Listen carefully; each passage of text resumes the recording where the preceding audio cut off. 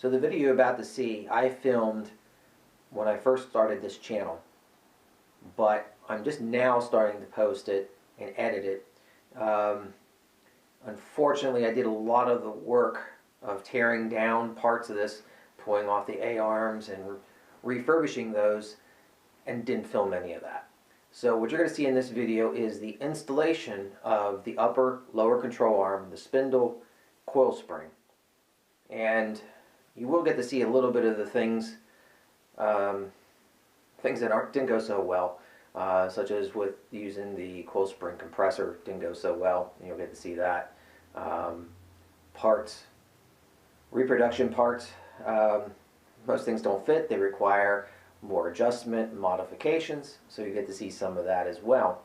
And also apologize for the sound quality in this.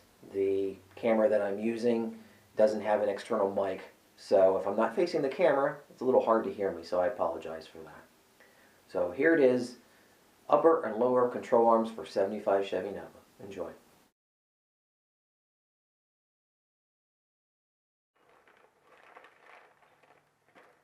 So today we're going to start putting this front end back together. This is a 75 Chevy Nova, and replace all the A-arm bushings, lower ball joint, upper ball joint, what I got here. So unfortunately I did all that work without recording any of it, but I may end up going through and showing you some of those things. But what we're going to go ahead and do is take the refurbished A-arm, which I have over here,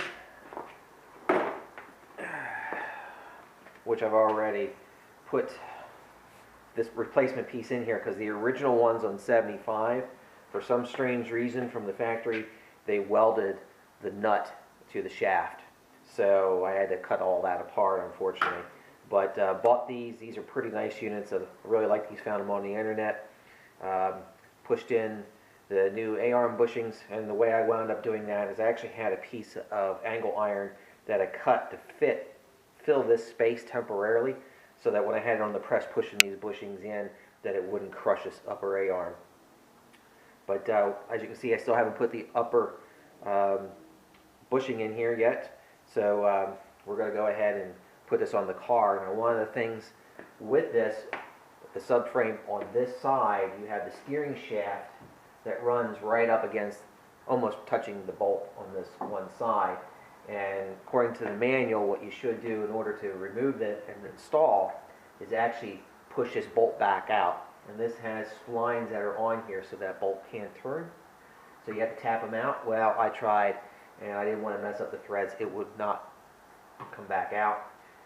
I do have a different shaft that I actually wanted to put on here anyway that has a much better dust boot on it. So I decided to go ahead and pull the steering shaft out of the way. So with that, it will be very simple to put in. Now normally, if you're doing this, you would take the shims that are currently in there and tie them together, keep them off to the side, and then put them back in, so that way you try to keep your alignment pretty close. But when I pulled this one off, all the rubber was completely gone out of this bushing, so this thing was stacked with, my God, almost an inch of shims. So I think someone was just trying to align this with something that was completely worn out. Also, so I'm not putting them back in, one, for that reason, but second, because the shaft that I got, this is an offset shaft, and this allows for a little bit more adjustment, so it wouldn't have mattered anyway. So I'm just going to put these on as they are, and then when all this is done, it'll go to an alignment shop and get properly aligned. So putting it on is no simpler than simply just running it through these two top bolts, putting it in place. Now, what I have got here, the original ones were riveted in, so I literally had to chop the tops of these off and then punch them back through. The replacement gets bolted into place. So it's in two pieces. Pull that nut off of there. So as you can see, we'll be pulling that apart, sliding it into the top of the A-arm, and then sliding the dust boot up to it, and then running the nuts and bolts through there. Now, one of the things, the bolts that came with these, I don't have any confidence in.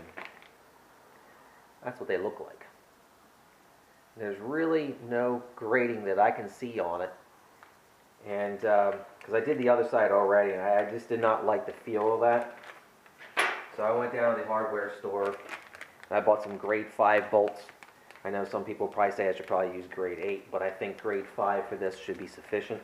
But I feel I have a lot more confidence in this than I do in the ones that came with this. So we'll go ahead and start this installation here. Huh, very interesting. For some reason, those back bolts do not align very well. Hopefully you can see that. It's at an angle. So I believe I'm going to have to ream those holes out just a little bit. I'm going to try a tapered bit here first, and or a step bit, and see what that'll do.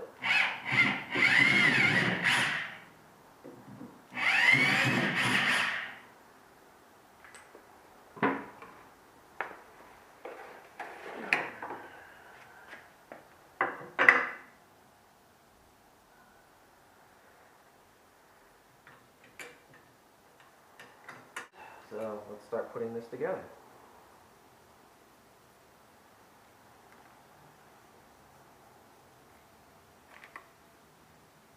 Let's see what kind of failure we can run into now. Oh, I can see that so much better now. Probably should have done this to begin with. So lesson learned when you're doing these bushings.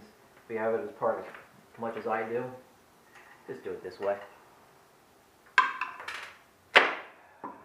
But don't drop your nuts.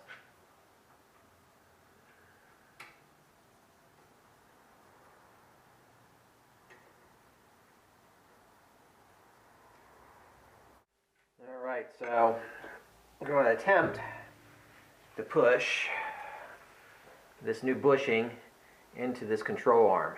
And I just have my pieces laying on top of there. And here's the problem that I have. One, my cheap Harbor Freight press. I work on my knees. But what happens with this, when you're trying to push it, it wants to go one way or the other. So I'm having a hard time getting that to go in. And when I did the first control arm, I must have tried about 8 times. I tried it cold, and every time I would do it, it would go completely sideways, and then I'd have to knock it back out, and then I'd try it again, and it wouldn't go. I tried doing different fittings. I tried using the one that you would use when it's on the car. Everything would make it go sideways. So what my solution wound up being is I tried getting the control arm hot and then putting the bushing in the freezer and getting it cold and using the metals expansion and contraction. That didn't work. It still went sideways. So then my next step was I took the torch, heated the area, quickly put it in the press, put the bushing down through, and it went in still crooked but not as crooked. And so when I got down almost to the end and I had a small part that was still sitting sideways, I just shifted it in the press, put more pressure on that side. It wouldn't go. The torch heated it just a little bit more, and then finally it went into place. So now on this one here, I'm on attempt number 3. And I tried it cold, same as the other one, went immediately sideways. So I thought, all right, well, I know what worked before. I heated the whole thing up, had it nice glowing, threw it in here, threw the bushing in, started to push it, it immediately went sideways. And not only that, it also had the rubber dust boot touch the side and of course burn through it, so now I'm going to have to try and fix that up. So I'm back to trying it cold one more time. And what's different, I do have a pipe that's sitting on here to provide that pressure on the other side here. But what's different this time is I'm trying a little bit wider piece to put on top of it. The other one I was using before was a bit smaller and fit on top of that other ring. And maybe that's some of my problem. Maybe that's allowing it to shift. Probably not. I don't have a whole lot of faith that this is actually going to work. This is actually the one, you can see I have it marked. This is one I have notched. And this is so when I'm pushing bushings out of the upper ones, it fits past the lip. So that's why I have that cut in it. So if you make tools, a lot of times it's good to label what they are, and so that way you know what you're doing there, or what you got going on and why. So we're going to see if we can get this set up and see if we can get this damn thing pushed in the right way.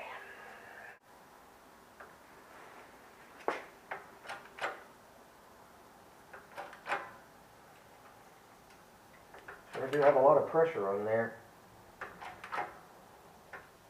Doesn't seem to be doing anything. But it is making me wonder if I can now throw some heat back air, and maybe by chance I can actually get that to go in.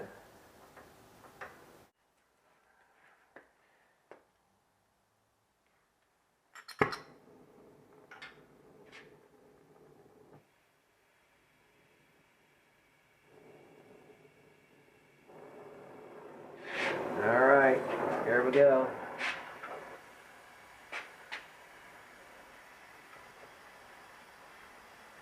Come on, baby. Let's fall in there, and let's not burn the boot.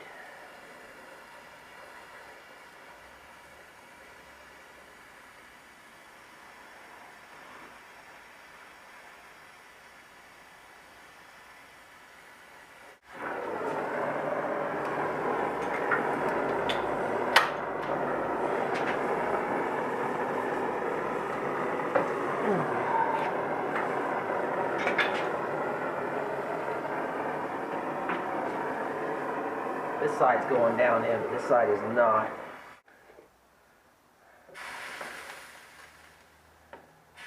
Ow! Yeah. The water ran down the control arm. Scared the hell out of me.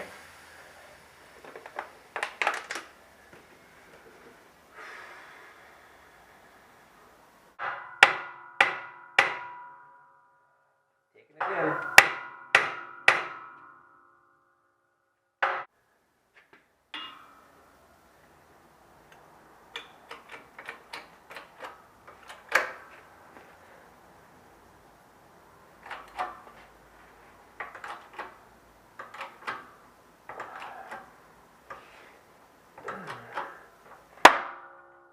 Finally, ball joint is installed.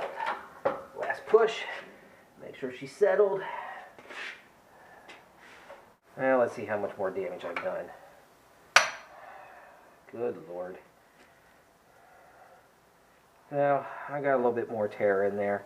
I had a little tear on the other one and I used super glue and it actually fixed it pretty well. So, that's what we'll be doing on this one. There it is. The ugliest, most unconventional way of installing lower ball joint. Okay, I think I'm ready to install the refurbished spindle back in. So it only goes in one direction. Calipers on the back side, tie rod to the front. So we're going to go ahead and stick this together. Now this is going to end up having to be torqued, and sometimes what I'll do is I'll look things up on the internet as a quick reference. In this case, because this is a 75 millimeter, seems no one cares about 75 millimeters. So I really couldn't find much in the way of information other than people saying, well, it's probably about the same as a Camaro. So luckily enough, I actually have a 75 manual, which I'm going to end up pulling out here and take a look. Looks like I was in the wrong section here. So under front suspension, we've got ball joint stud nuts. Upper is 60 pounds, and the lower is 83. That's right, 83. So we got to do 60 pounds on that top one.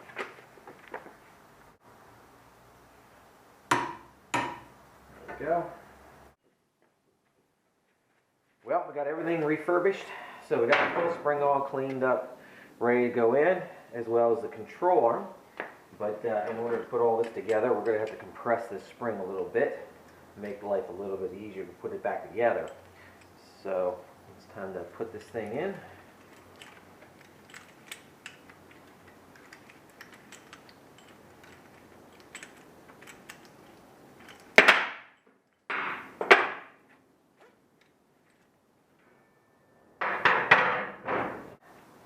So I'm really just trying to get some of this knocked out of here.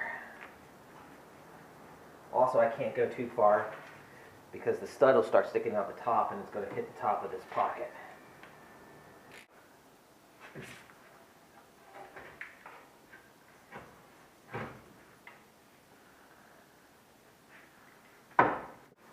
Alright, now the fun part. Let's get this coil spring fed up in there now. I'm not going to be able to see it, but there is, in the bottom of this control arm, the shape is set so that you can see where that's going to stop, where this bottom, this spring, the end of it, is going to lock into. Again, I had already marked my spring so I knew which was front and top.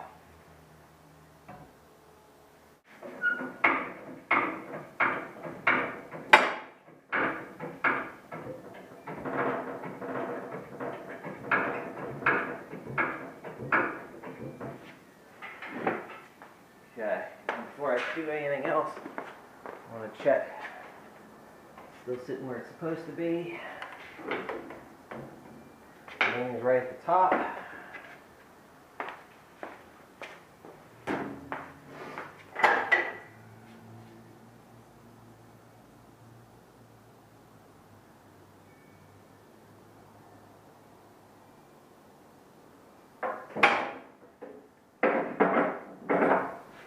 Okay, go back up.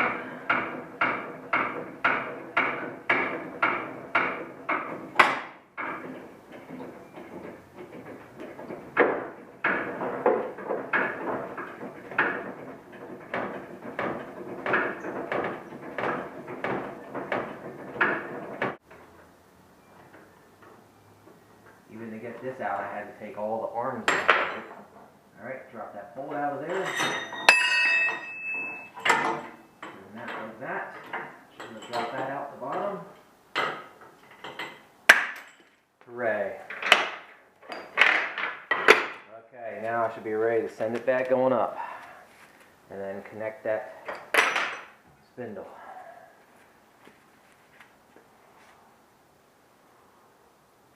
Alright.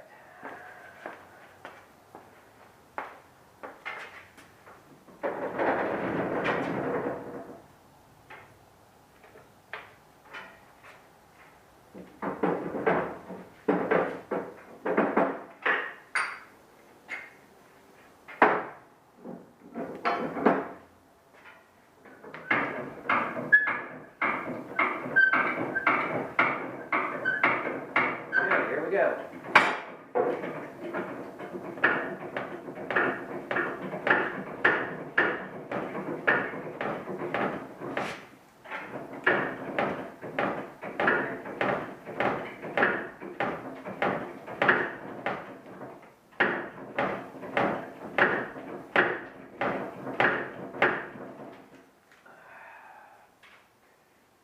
Sway bar getting in the way. Up in there nicely. Put all this pressure on this strap, as it should. Okay, we're lifting the upper control arm. So we're right where we want to be. We had it on 60, so we go up 1, 2, there's 80, 3. Let's double check that. It's correct.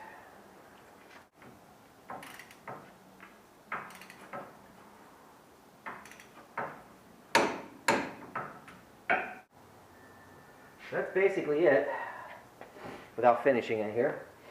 That is putting the coil spring back in a 75 Nova. And without the right tools, it could be a pain in the butt.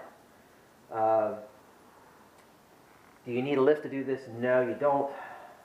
But it sure does make it a lot easier, as you can see by lifting it up and down. But you could do this with a floor jack. But I think it's far more dangerous to do so. But if you don't have a coil spring compressor, I'd say don't even attempt this. This is dangerous work. So one of the things that I wanted to point out with these spring compressors is, if you notice how these bolts are offset, that's because one side is a little taller than the other, and that's how you can try to keep the coil spring level as it compresses it, as opposed to going from one side to the other. In my case, I was having such a problem with this, I also tried doing it like this so that they were offset from each other, which seemed to make it a little bit better. Now, trying to put the dust shield back on, and of course I can't find where I put the bolts at. So I decided maybe I need to clean up a little bit. And that's one thing about a shop. It's usually best to try to keep your shop clean, put your tools away as you use them. Guaranteed, just as you're in an emergency and you need something, you can find it. You think I will have learned that lesson by this time, but no, I haven't.